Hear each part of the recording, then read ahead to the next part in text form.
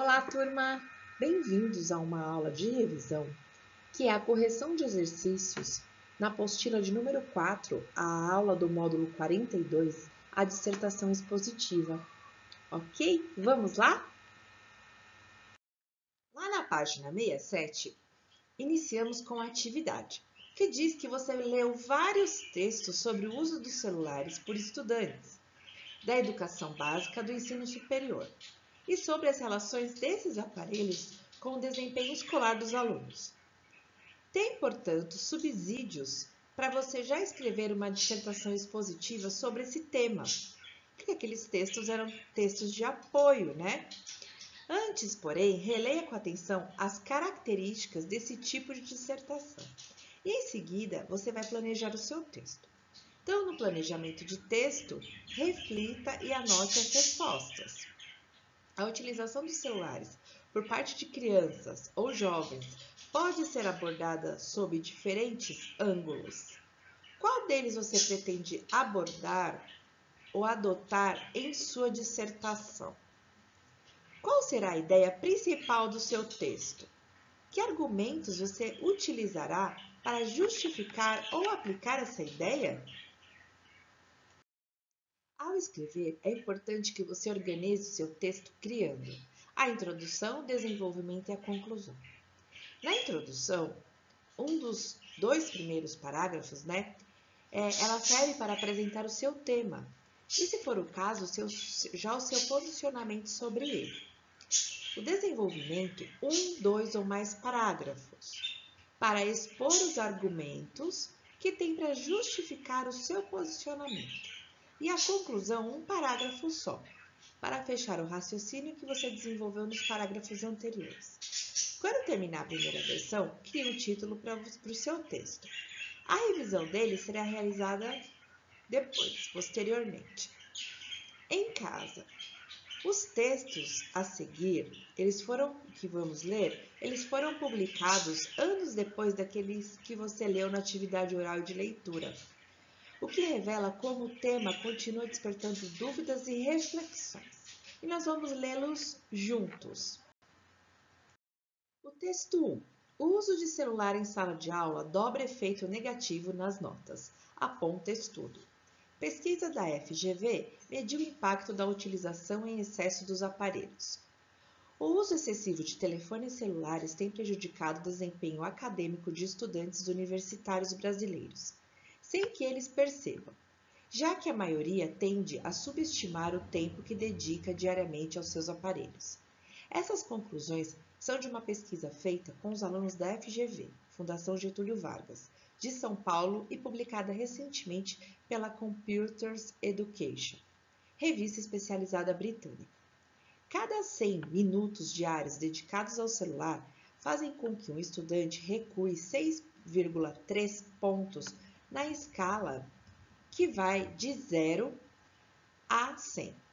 O uso de smartphones no horário das aulas é ainda mais nocivo. Faz com que a queda de desempenho quase dobre, ou seja, se os 100 minutos forem concentrados no período em que os alunos deveriam prestar atenção nas aulas ou em rotinas da universidade, o recuo no ranking vai para cerca de 12 pontos. O problema é agravado pelo fato de que o tempo dedicado aos aparelhos é alto e bem maior do que a maioria estima. Em média, os participantes do estudo passaram quase 4 horas por dia, 230 minutos mexendo em seus celulares, 48,5% a mais do que eles disseram imaginar.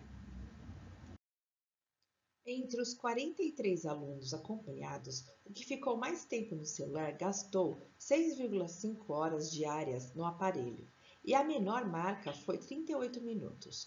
O resultado surpreendeu Daniel, que estudava o tema para o seu trabalho de conclusão de graduação da FGV, e Alexandra, professora que orientava. Para Daniel, a surpresa maior veio com a mensuração do impacto do celular sobre a aprendizagem dos alunos.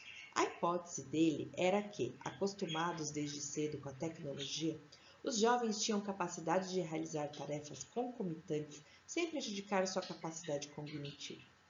Percebia que o uso do celular nos deixava momentaneamente ausentes, mas que o conteúdo perdido poderia ser recuperado em seguida com a volta da atenção, diz Daniel.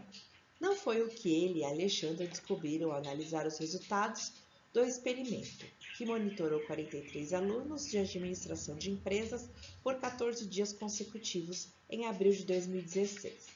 O grupo aceitou instalar nos seus celulares aplicativos que medem o tempo gasto trocando mensagens, navegando em redes sociais, fazendo pesquisas e ligações.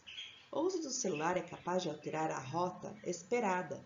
Sua utilização por 100 minutos diários é suficiente para fazer com que o aluno ou aluna que tenha se classificado em quinto lugar no vestibular atinja na faculdade o desempenho esperado daquele que ficou em centésimo.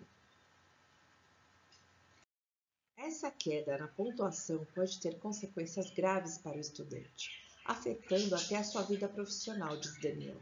O ideal seria repetir o experimento, expandindo para um grupo mais diverso, mas estatisticamente, nossos resultados se mostraram significativos, afirma Alexandra. Proibição em escolas francesas deu novo impulso ao debate. O debate sobre celulares na educação tem ganhado fôlego. Em julho, o governo da França proibiu a utilização dos telefones em escolas. No Reino Unido, algumas escolas tomaram a mesma decisão. No Brasil, não há uma regra única. Em 2017, o governo do estado de São Paulo liberou o uso dentro da sala de aula sob supervisão. Um trabalho recente foi feito por 4 pesquisadores de universidades norte-americanas e publicado por um periódico da Universidade de Chicago, com 800 usuários de smartphones, concluiu que a proximidade física do celular reduz tanto a memória quanto a fluidez de ideias, provocando uma espécie de drenagem de recursos do cérebro, brain drain em inglês.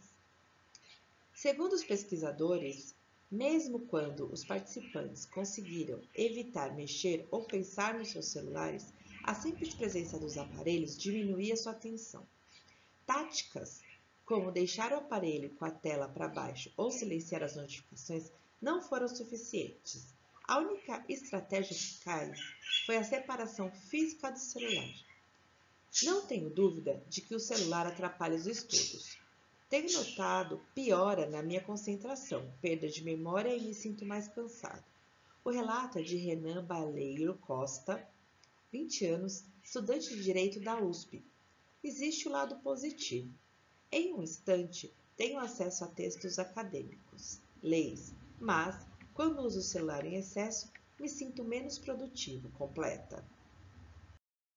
Texto 2. Após a liberação de celulares nas salas de aula, São Paulo ainda não tem diagnóstico. Secretaria de Educação diz que ainda está em processo de adaptação do uso da ferramenta. Quase um ano após a liberação de celulares em sala de aula nas escolas estaduais de São Paulo, a Secretaria de Educação afirma que ainda enfrenta desafios e que está em processo de adaptação do uso da ferramenta.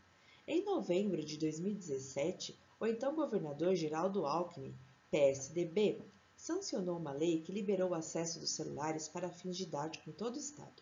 Para o secretário da Educação do Estado, estudantes na faixa etária entre 6 e 13 anos devem usar os celulares com muita moderação enquanto estudam. Os mais novos requerem mais cuidados, pois o uso excessivo da internet pode comprometer o desenvolvimento de outras habilidades, disse. Na Escola Estadual Ítalo Berrarello, no bairro Jaraguá, zona norte da capital paulista, o uso do celular já se tornou uma prática comum desde a liberação no ano passado. O diretor da unidade, Ariovaldo Ginter, diz que os professores precisaram se reciclar para aprender a melhor forma de aproveitar a ferramenta. Eles também ensinam os alunos como podem fazer o melhor uso do celular. Trouxemos para o nosso lado uma ferramenta que amplia o leque de aprendizagem. Muitos alunos desconheciam as possibilidades que tinham no celular. Agora eles leem livros, fazem traduções durante a aula de inglês, calculam, além de terem experiências que geram debates na classe. Segundo explicou hoje, a maioria dos alunos já entende que jogos e redes sociais devem ser acessados nos intervalos ou fora da escola. Desde que foi liberado, eles passaram a respeitar mais, disse. Agora sobre os textos lidos. Responda. A. Esses dois textos são notícias e relatam diferentes fatos. O que eles têm em comum? Todos tratam do uso do celular em sala de aula.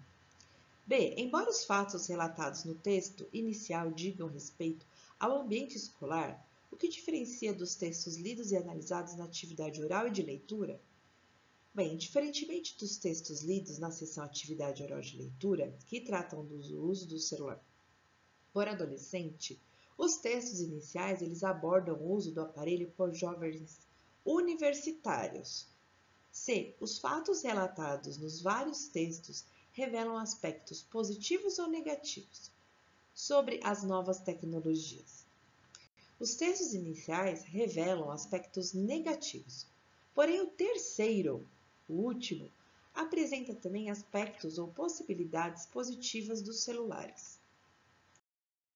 Questão 2. Se você não terminou a primeira versão do texto iniciado na aula, faça-o agora e em seguida faça a revisão. O painel de revisão está na página 71.